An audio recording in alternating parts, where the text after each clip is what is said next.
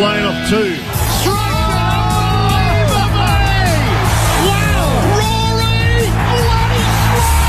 Comes to Sloane.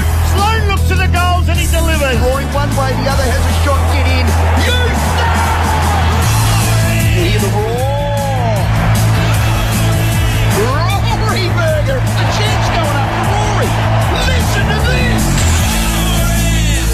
Oh, great man. Welcome. Can you believe this is it? Season 2021 over. Twilight Sunday. Oh, no, it's crazy to think, isn't it? But I just can't believe you gave me an intro again after ditching me last week for the intro. Oh, well, it was a bit serious last week. We had to talk about our great friend Tex. I know, but I like a good intro. I can't believe it. But this weather, honestly, this weather is this time of year. This is the type of weather you get for normal finals footy. And, yeah, it is strange, but I don't like the feeling, to be honest, mate. I hate finishing up early. Would much rather be playing finals. You're a competitor. It must eat at you. You're closer to the end than the start. You want that window to always be open for finals. How's it sit with you, Rory? Yeah, obviously, it always hurts missing finals and not being in contention. Absolutely, that's the industry we're in. That's the reason I've always played footy and sport, along with like playing with your mates and the enjoyment side of it. But you do. Everyone's competitive. Everyone wants to play finals and to be at their best. But in saying that, I completely understand and have bought into where we are as a footy club at the moment and the journey we're on. And as you've heard Nixie talk about, but we have an unbelievable group here that I think have performed quite well this season. Especially a lot of our younger guys have been in a lot of games. I mean, you look at the experience of our back line at the moment, our forward line. There's a lot of guys that have played on 20 games of football, which is incredibly exciting for the footy club, I think, because they're playing some good footy. Yeah, 6 wins, 3 losses by less than a kick. You had the great one against Port by 4. You lost that Freo game, which you had in the bag. It has been a growth year. We'll talk about that a little bit later, but David McKay's retired. He's been an absolute stalwart, an absolute ripper, 248 games. I think he's 8th on the Crows all-time list. How good's that? He's one of just the all-time greatest humans you've ever met, Dave. He's one of my great friends. He will always be one of my great friends. He has probably been one of the best team men I think I've ever come across in my time at this club. He's always just been a selfless human, always done everything he can for the footy club. And yeah, him and his family, him and his beautiful wife Sarah and their beautiful kids are going to be missed around the footy club, because it's families like that I think make great footy clubs, and it's families that make footy clubs as well. And they've been incredible support to my whole family and this whole footy club for the years that I've been here. Selfless team men, they don't fall off trees, and I think you've said that brilliantly, D-Mac. What an absolute star. And the other star at the other end of the scale, Eddie Betts, called time. You got a fond memory or story of Eddie you could share? Many fond memories. A lot of them are off the field, which I won't share. A lot of red wine drunk with Eddie over the years. He is a red wine snob, that man, isn't he? He is. He loves it, which is, so we'll definitely share a couple of nice bottles at some point. There's a memory, like everyone remembers the goals and everything, as they should, because his highlight reel's just the most ridiculous thing you've ever seen. But there was one moment that stands out for me more than all of those, and it sums up Eddie as a bloke. So it was Ben Rutten's last game of footy, and it would have been going back to maybe 2013 or 14. And he said to Truck before the game, he's like, mate, if I ever get a chance to have a shot on goal, come running past me, and I'll give you a handball, because it's your last game, you need to kick a goal in the last game. Anyway, got to the end of the game, Eddie took a mark about 40 metres out. The behind-the-goal footage of this is incredible. Ben runs at fullback. He takes off down the middle of the ground. If there was a shot clock, it would have gone off because Eddie held onto the ball for that long. Comes running past Eddie. Eddie handballs it to Truck. He kicks his wobbler straight through, and we all go absolutely bananas. So he kicked the goal with his last kick in AFL footy, but that was Eddie. He just made sure...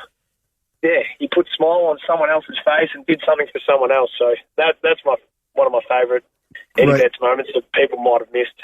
Great story, and it's selfless. We've got the audio to that. Have a listen. He handballs it off. He absolutely handballs it off. Benny Runner! Benny Runner! Benny Runner!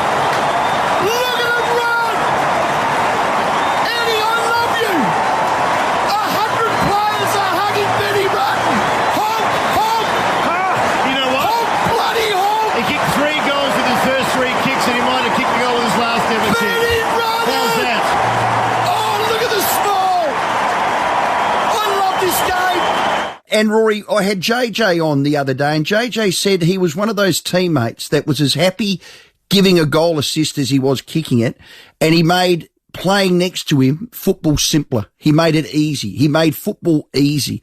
I mean, what a tribute that is. Yeah, it is. It's incredible. I mean, for someone like Josh and someone like Tex and some of these big forwards we've had, it makes it easy to know that someone, if you don't mark it, bring it to ground, because you can let Eddie go to work and most likely it's going to end up straight through the big sticks, which, yeah, I mean, he's absolutely spot on. But and Eddie's leadership, just in terms of his, I think that was the biggest thing for me, that it always got missed. But Eddie's leadership around the footy club was always enormous. Him and his family have always been so selfless with helping others out. Yeah, they've always been incredible with their time. One door closes, another one opens. It's the industry we're in, and little Lockie Gallant on debut. How good? Yeah, incredible. And that's the sort of sliding doors moment you see. And we've had a lot of guys debut this year, and we've played a lot of our squad, which is exciting because we're seeing some absolute talent. And Lockie's been performing at an incredibly high level at our sample team, and he's deserved the crack. So I can't wait to see him out at Adelaide Oval. Do you realise right now, with T. Lynch, Talia and D-Mac gone, you're the Papa Bear? I'm going to be the oldest. You are Papa Bear now. And I'm just going to get into Reedy's ear. We're going to do some recruiting. Maybe get Sean Burgoyne or someone to make me feel a little younger. But you still look like a little kid. You're youthful. I loved your game last week on Oliver. So how are you going? How do you feel, old man? Old Papa Bear? Belinda reminded me of this the other day. No, you're only as old as you feel, and look, aren't you? So I feel fine, feel great. Excellent. And you're only as old as the people you hang around with. So I'll be hanging around with a lot of 18 to 24-year-olds next year, which is going to be, which will be pretty fun. Yeah. Have you thought about your mortality in the game and maybe even the captaincy? Is it too soon to cast your eye on that down the future? I feel great in terms of body and everything. I feel really good. I've had a couple of little setbacks this year with the eye, which sort of hindered me for a little bit, and then probably just haven't played as consistent footy across the whole year as I would have loved to. But no, with the way my body feels and everything, I think I've got another level to go to still. So no, I haven't thought about that stuff yet, mate. I just look at what Boakey did with his last couple of seasons, and he could concentrate on his footy, and he stepped aside for a defender like Tom Jonas, and he was able to sit under his wing and do it. Have those conversations been had, or thoughts of you? Now, I'm not just saying the next one would be a Tom Duday, but a Tom Duday type that's in the 22, 23-year-old bracket. Do you look at what other clubs do and think, well, maybe? Not so much what other clubs do. It's more what's going to suit our club. And yep. I always have those chats with either Big Nixie or Dan Jackson, and who's our next crop coming through of leaders, and who do we need to get up into the leadership group, and who we got to almost groom for like the captaincy. And we've got a lot of great leaders, I think, at our footy club that a lot of guys are going to continue, I think, with this young group coming through, this core young group. I think you're going to see a lot of them flourish. So, that's a constant chat. I always have. Okay. Yeah, you want to make sure your future is in good hands. Of the new group coming through, do you see any leadership in them, like the Riley Thilthorpe types or a Sholey or McPherson, the younger ones? Yeah, Andy McPherson, Tom Duday, obviously, Sam Berry, good, very young, obviously, but like Darcy Fogarty, I see a lot of leadership in as well, and these are guys that still need to do a lot of work, but I think we've got some great leadership through our very, very young group, which the fans should certainly be excited about. Has Tex been back at the club? There were reports, I think Seed said he was going to come to the club this week. Have you seen Tex around? I haven't yet. No, we trained at Adelaide Oval this morning, which beautiful. Yeah, which was actually beautiful in this sunny weather. But yeah, I think he might be back at some point, either today or tomorrow, floating around. Excellent. And your best and fairest is next week. I'd like to think that he might be able to be integrated back then. Yeah, well, and we'd love to get him back at some point this week, and then yeah, of course, he's part of our footy club. We'd love to have him at the best and fairest. So that's probably why this week becomes important. We asked B. Smith yesterday who wins the BNF, the yellow jacket. You've got one. How many have you got? 2 for me. Yeah, I thought so. 2, come close a couple other times. Yes.